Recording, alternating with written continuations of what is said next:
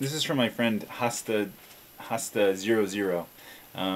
It says, hello, my friend. One of the things you speak about so often that resonates with me is that we have the technology for world peace, etc., etc. We have the means. Just grab this from CNN.com. I just want to say, on a side note, I'm surprised people still get news from CNN. It's highly slanted, it's highly unreliable, and I wouldn't judge what's going on in the world based on what it says on this news program, on this news station. The U.S. military plans to move 3 more combat brigades to Afghanistan by summer. Defense Secretary Robert Gates said. Had said in September that the Pentagon would be unable to commit new troops before spring or summer of 2009, partly due to its far larger commitment to the war in Iraq. McNiernan has requested 4 additional brigades, including the one scheduled for January deployment, between 14,000 and 20,000 troops. The U.S. military has about 31,000 troops in Afghanistan, which is less than a quarter of its total strength in Iraq. I don't know if this counts Blackwell, if it counts the mercenaries that we're hiring out. The reason is simple, said CNN polling director Keaton Holland. The war in Iraq is very unpopular, while a majority support the war in Afghanistan. A majority of what? People who love violence and a faceless war on terror? To the American public, Afghanistan is the good war. Why are you making the American public come off as being bloodthirsty, vengeful, uncivilized people? Let me give credit where this quote is due. The American public, Afghanistan is the good war, and it's going badly. Iraq is the bad war, and it's going fairly well. CNN senior political analyst Bill Schneider said, "Can you not dumb down the American public for me, Mr. Bill Schneider? Like, who are you? The Afghanistan war is a good war? The Iraq war is a bad war? Don't make us out to be idiots, please. We're an educated populace, okay? We have access to the internet just like you do. We have access to news just like you, and we're not slanted because we work for this company, CNN. Believe me, we have fair access to news stories. We know what's going on in our world. We can study world history just like you can. A good war and a bad war? This is how you make us sound like first graders? What's the definition of a good war, Mr. Bill Schneider? If one person dies, where's the goodness in this? A good war? Now this is my friend continuing. That's the end. He wanted to paste that on my page. As a non-Jew, I must say a good part of me thinks we're doomed. Our government lies and acts in mysterious ways. The media has brainwashed everyone into submission. I just don't understand how this continues.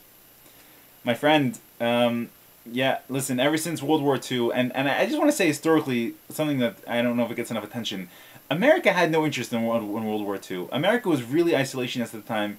It was right after we were getting over the Depression, and we were building, and we were...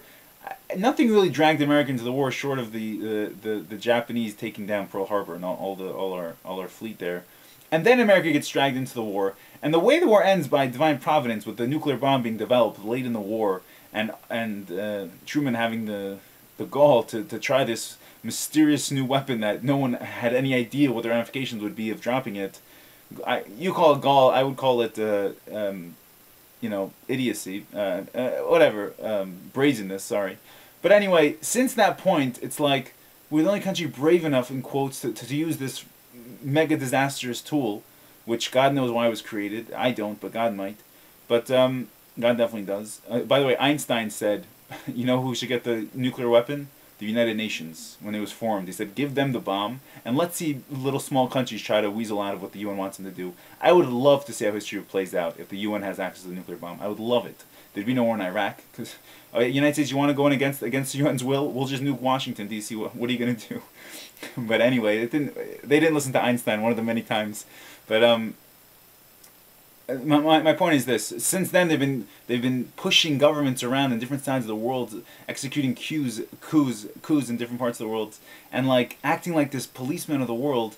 And no one died and made you the policeman of the world, America. It's not your job to take Manifesto Destiny and to say that it was supposed to be, you're supposed to have a genocide of a Holocaust of the American Indians and push yourselves all the way to California, leaving no remnants of that beautiful culture, leaving no trace of their existence, basically, except for small reservations where you can gamble and buy duty-free tobacco.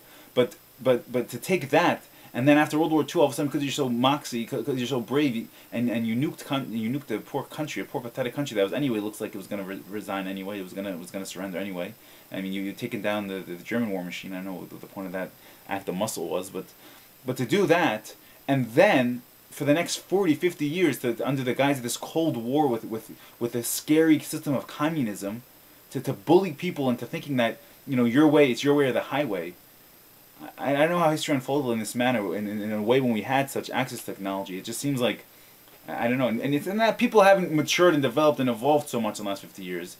It's just that what we're able to access in terms of the news is starting to be a little more fairly slanted, as opposed to being, you know, they used to go to the movies and get war updates, and used to, you know, like the war was like the greatest thing ever. We're going to war. It's the greatest thing. Like, since when is war a great thing? What are you scared of these communists? I mean, they're like, it's one part I should understand. What I want to tell you, my thought to you is, when it comes to world peace, this is a desire, it's an innate desire in every single human being that's ever born onto this planet. No one desires war. No one desires bloodshed. This is the way God has made man. Okay, with an intellect to decipher the best mode of living is peaceful existence. Okay, no one will stumble on this fact. No one.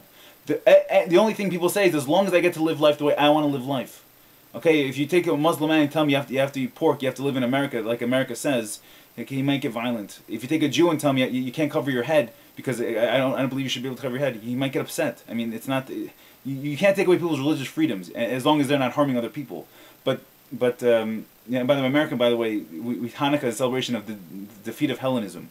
Hellenism was going to spread even to the Beis Hamikdash, to the Jewish people, and the Kohanim, the mighty priests, shechted a whole mighty army, and we're not Hellenist. America is Hellenism. America has been trying for a long time to get their pathetic little culture to the other parts of the universe, and it's been falling in front of their face. I mean, it's been crumbling. Their empire's been crumbling slowly but surely. Anyway, my point to you is, don't give up on world peace, and don't think you're the only one who thinks like this, and don't think you're the only one who wants these things.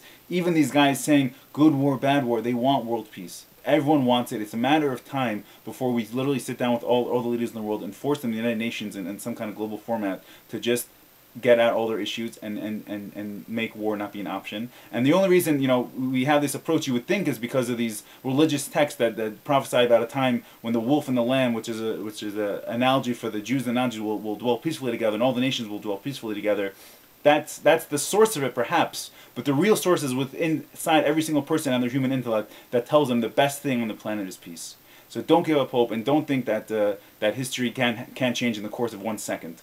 Messianic redemption can come in the course of 1 second, as long as people are tuned into this reality for a long enough time. You're not the only one who cries out when they see war in the news. Everyone is like this, and we're not getting less sensitive to death. Trust me. If anything, we're getting more sensitive, and it's going to pile up, and the effect is going to be eventually we will have a planet characterized as world peace and abundance. Hope this helps. If you want any more on it, just let me know via message. God bless.